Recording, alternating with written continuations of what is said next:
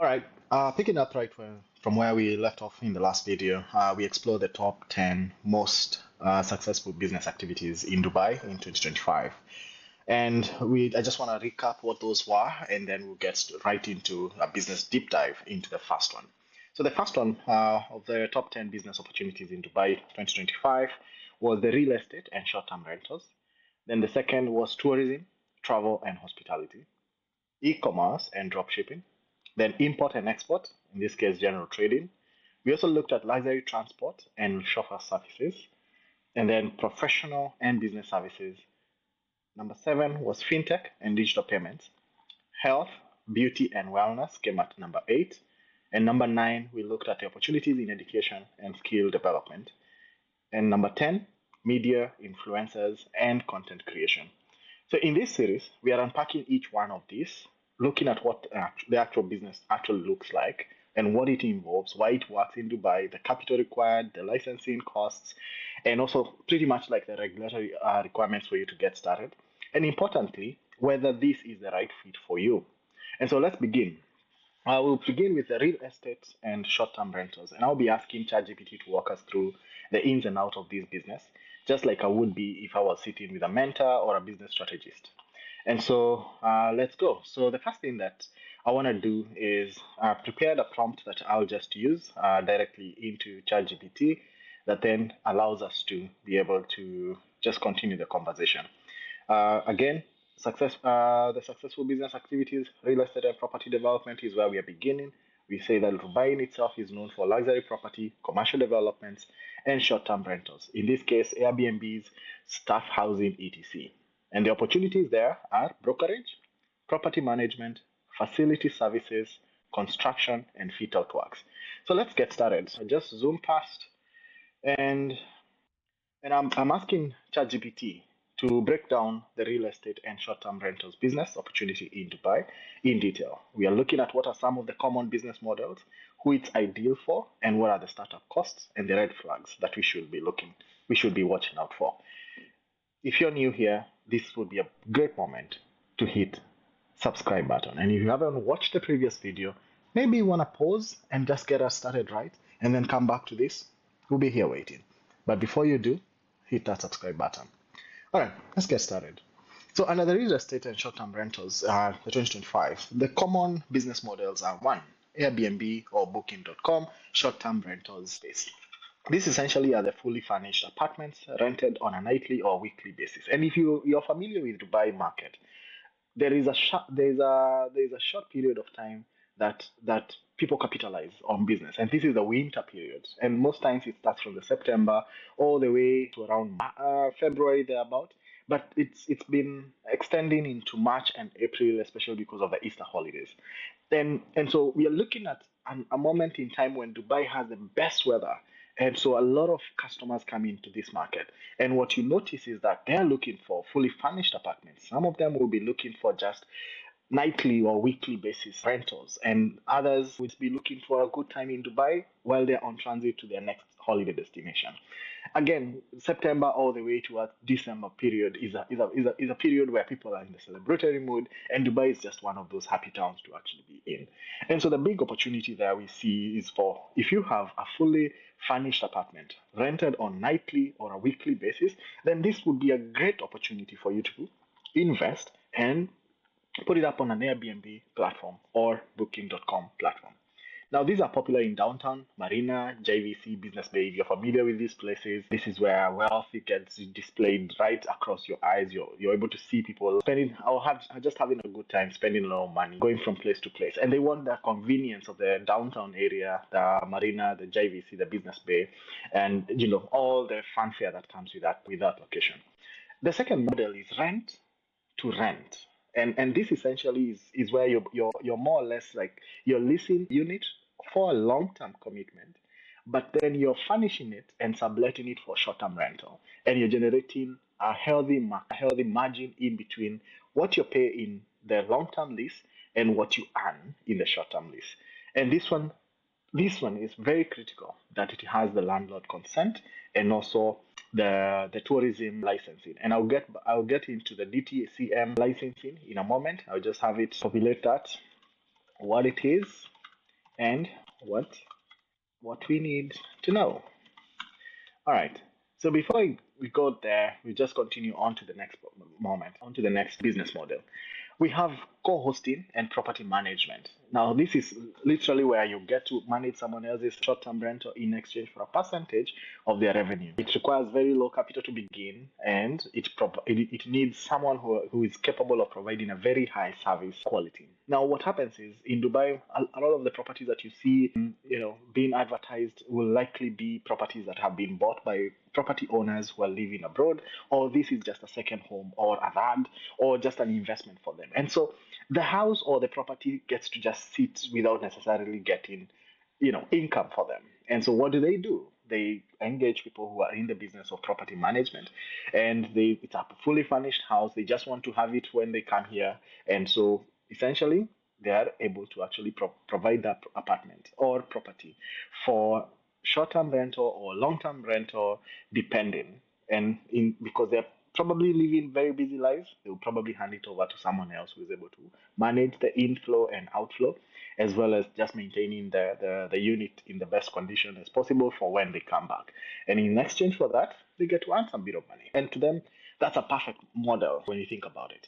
Then there is the staff housing and corporate leasing, or the corporate leasing element. So there's staff housing. You find companies, the big companies such as Emirates, they always have these cabin crew pilots coming in and out, or companies that revolve around international travel, and they have workers coming into Dubai for short stays, and they do need to, and they probably have a frequency in which they just desire to have units where they can just pay rent, and they're able to actually just provide or apportion those villas or apartments for their staff wherever they are visiting. So this is what is called staff housing. And we also have staff accommodation for companies that hire bulk. They have these big contracts, and so you have employed so many people in a different place, and you need to pick this staff from one location at a particular time, for them to start work at a particular time and for them to end work at a particular time. So when you're looking at certain incentives that you give to different employees, then staff housing is one of those that actually most companies here consider, and it's been one of those incentives that have led a lot of expats or foreign workers to come into this country, especially for those working in the construction space. And finally, you can own the apartment and then rent it out. You can buy a property outright and then you operate it as a short term or a long term rental. Now, of course, this requires high capital. Apartments in Dubai are quite expensive, but again, relatively expensive depending on where you come from or what amount of money you do have and what value you see in that apartment. And so when you're thinking about this, then how do you go about it and who is it ideal for? Now, number one, investors who are looking for asset-backed recurring income will definitely be looking at this. We are looking at operators. These are just someone, if you're extremely good in guest experience, customer service, logistics, cleaning, and ensuring that the customer experience as well as the property owner's experience in terms of managing the property is top notch, then that's a good investment for you. Of course, remote founders. You can delegate your operations to a management company. All you did was to invest in the property, and you build a business model out of it, and you're able to actually work on that. And of course, for you who is looking into getting into the real estate space, and you're looking to just spend a bit of money, not so much, but you're to get your feel into the market, co-hosting is ideal, and we'll get into details as to how that can be done. If you're a real estate agent, you're looking to diversify revenue beyond the commissions you earn, then renting in a good location over a long term, and then converting it into a short term rent, of course, with the permission from the landlord, then allows you for that. And so I'll just use these startup costs as an estimate, but I believe as we go along, we'll just kind of validate some of these calculations. In the co-hosting model, it looks at 1,005 to 5,000 AED. Essentially, this is where one person picks an apartment, and so say the apartment is 5,000 AED. You have a one bedroom maybe apartment, and with that 5,000 AED, you think, okay, well, I can squeeze myself in one corner, and I can allow someone else to come and spend their nights in my in my house, and as a result, we get to split the rent. So essentially, here you just have more or less you're staying with someone while you're still earning from that other person. Maybe it's helpful when you're trying to kind of bridge the gap between, how much money you have to pay in rental month on month vis-a-vis how much savings that you probably want, or you're just looking at someone to help you offset some of your bills. Of course, rent to rent, you need to have at least 40,000 to 100,000 AED depending on the apartment and where. In this case, you provide this as monthly checks over the period of time, 1 year, for instance, and then you have to then invest in the furnishing of the apartment, and then getting the license to actually do Airbnb business. I will get into details of how to get that.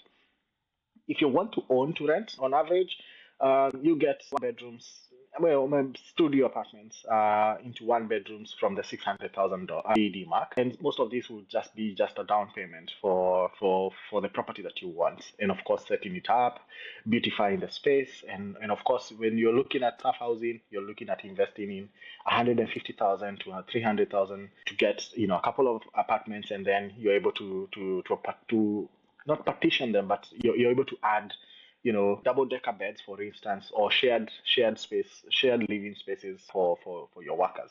Of course, you want to have multiple units if you have a lot of workers, but again, it's just for the convenience of it.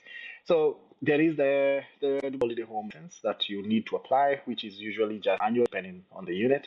And some of the challenges that we need to be keen on, we need to have regulatory compliance to operate in Dubai, irrespective of whatever industry or business activity that you want to engage in. You must be regulated, or you must be licensed to operate. And so DTCM enforces the strict rules on licensing, guest registration, and tourism fees.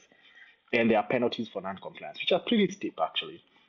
And then, of course, you have to be keen to looking at the high seasonality. You remember what we talked about, the September to April, and then the lower bookings in summer, and when the temperatures are really hot.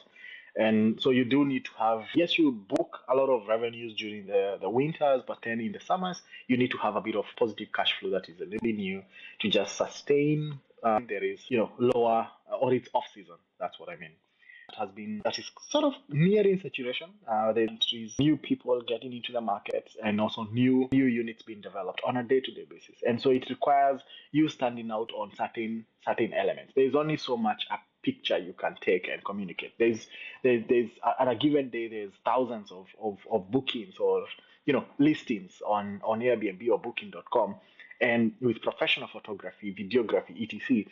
And so when it comes to customer just choosing, there has to be something about your unit that ensures that you're consistently getting 21 to 25 days on a given month, for in terms of your rental, for you to actually just calculate your returns. And we'll get into the details on that. Of course, landlords that will not allow subletting or any short-term rental business to occur on their premises. Of course, if I have invested so much money in an apartment, I want to keep it for appreciation, and I don't want to constantly keep painting or refurbishing my furnitures and etc. And of course, there is a danger or the elements of just human nature. There are people who are just not careful. There are people who just not take care of the property when they are using it. And so therefore not all landlords will be open to it. They just want to let it to someone, and then you just pay them. But others are willing to get consistent income, and they are of course able to just waive the requirement in terms of subletting. Of course, having very sound legal agreement with this is essential. And we get into the details of that.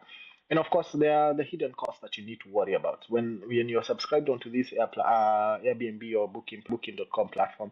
Of course, there is the cost that they have itemized there, but then there is a cleaning, there is a maintenance, there is a guest support that you need to be worried about, linen, utilities, and of course, the commissions that you pay to those platforms. Here it's all about the customer experience, right? And it's all about the things that you want that customer to experience and to give rating, so that then the next guest can actually come in, because ratings on Airbnb or bookings.com drives up the volume of business over and over and over again. But if there are significant low ratings or reviews on those platforms, then it also tanks in terms of where it is that you have. And so essentially, when you think about the different models in the real estate space, you can invest outright. Second, you can definitely go into the space where you're renting it out and then you're hosting, and so you're saving a bit of money. And then you can also rent to rent, which is where you rent to on long-term basis, and then you let it out on short-term basis with the permission of the landlord. Of course, all of this comes with licensing that you require from the DTCM. And finally, there is staff accommodation or housing that you can offer if you're in a business, and of course, just being keen that in all of this, not all models work best. So if you'd like to pretty much just get all of these detail downloaded and saved up and just shared, and we can continue this conversation. I'm happy to take you through just your specific use case, and we can think about the different investment models. But I'm not done yet. We'll get into that details. As I mentioned, the Dubai Tourism and Commerce Marketing is actually the government body that regulates holiday homes, short-term rentals like Airbnb, Bookings.com, etc. in Dubai, and it ensures that property owners and operators they comply with standards related to safety, hospitality, guest registration, and tourism levies. You cannot legally rent short term in Dubai without a DTCM license. So essentially, these are for you get there are two main categories to actually get this license. One is an individual license, or two, professional operator license. One, the individual license is for that person who owns the property and want to rent it in the short term, and they are limited to their own name properties only. So essentially, I'm Gitau. I have to have a property in my name, and of course, there is a maximum of 8 properties that you have under one individual license, as we'll get into details much later. Then you have the professional operator license. These are for companies operating multiple holiday homes, even on behalf of others, and they're ideal for co-hosts, rent-to-rent operators, and full-service management firms. So they require a commercial license, trade license, typically from the Dubai Economic Department or the free zone areas. And in terms of just the requirements to just get this DTCM license for individual owners, you do require to have the proof of ownership. Notice that an Emirates ID or passport copy would definitely be the bare minimum in terms of any investment or any trade activities that you do here. And of course, there is a property layout location map and then the DEWA, which is the Dubai Electricity and Water Authority utilities number.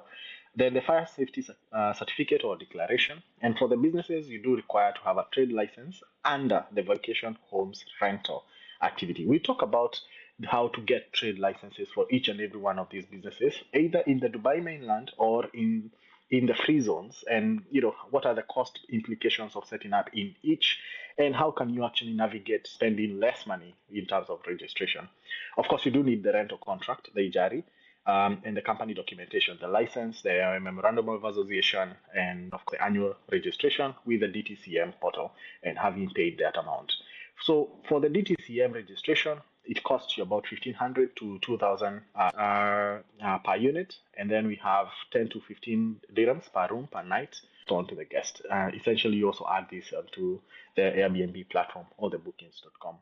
And in some cases, you do require to provide the security deposit.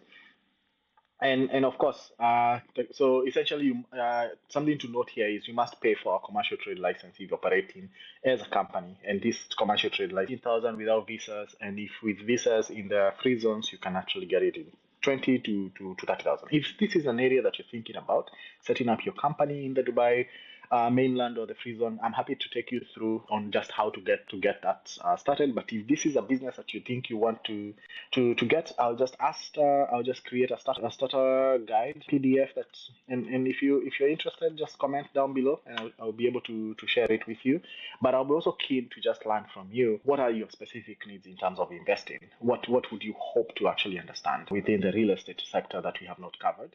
And also, can we get into the detail into the investment models, like the financial models? How do you begin?